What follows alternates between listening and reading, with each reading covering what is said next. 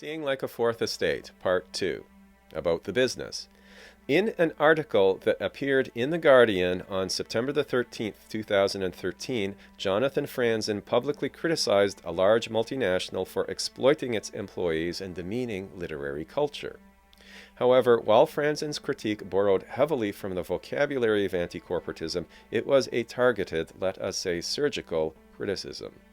The problem was not corporations per se, such as the corporations that publish books and sometimes exploit their workers or treat them callously.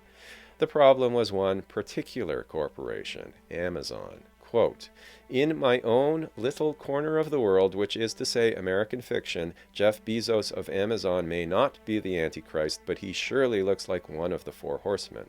Amazon wants a world in which books are either self-published or published by Amazon itself, with readers dependent on Amazon reviews in choosing books and with authors responsible for their own promotion." End of quote.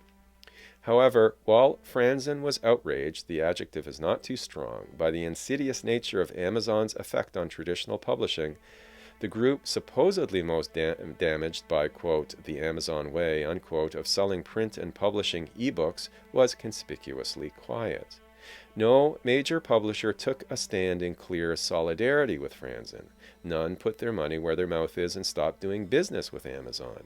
And more recently, when the agent Andrew Wiley suggested just this, that publishers push back against Amazon and boycott it, no effective action was taken. More recently still, digital technology consultant Thad McIlroy posted an article with the same basic idea. And while both Franzen and McIlroy may be right, maybe the company is, as Franzen says, quote, one of the four horsemen, unquote, the publishing industry remains, for the time being, accepting of the status quo. Is this hypocrisy? Or is it a sign of temporary weakness followed by, when the time is right, rebellion? These and other explanations are plausible. However, if an analysis is couched within this framework, one of conflict, in the case of Amazon and the big five publishing houses, a conflict of titans, an essential point is lost, and that point will be the central argument of this paper. The major houses and their proxies, the literary agents, like the Amazon way. This includes the glut of self-published ebooks that it is releasing into the world. And if like here is not exactly the correct verb, neither is the phrase, quote, are neutral about, end quote. Major publishers and agents see, as they will, an opportunity in the newly created universe of ebooks and or self-publishing.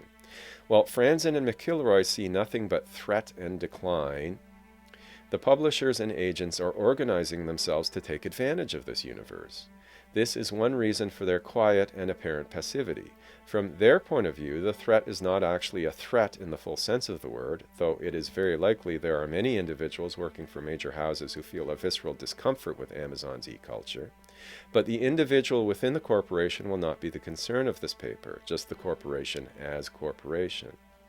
These observations have been echoed more recently when veteran publisher James Lorimer co-authored a report entitled More Canada, which underlined the degree to which sales of books authored by Canadians are falling within the market of Canada.